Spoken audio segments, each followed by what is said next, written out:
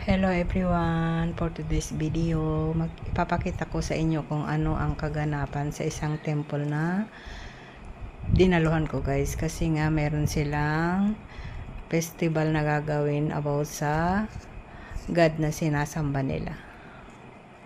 Ayan yung entrance, may dekorasyon na saging na may bunga.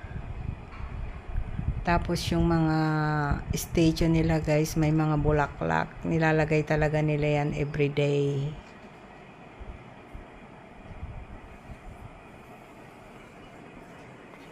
Actually rito sa India guys, pag Hindu marami silang statue na sinasamba.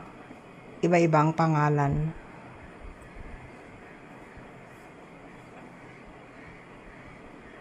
Tapos, pinaliliguan nila yung mga statue na yan, guys.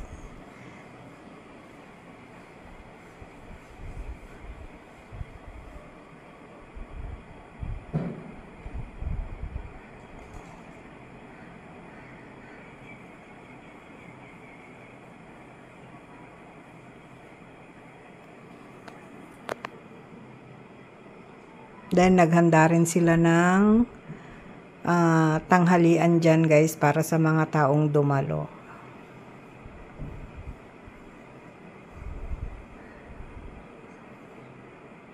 Lahat ng taong nakatira sa area na yan pwedeng pumunta dyan at kumain ng tanghalian, libre lang guys.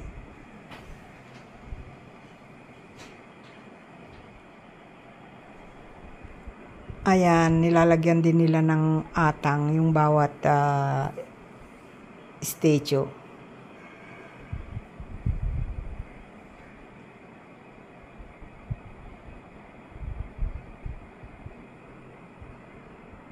Ayan, nagbibigay na sila ng pagkain.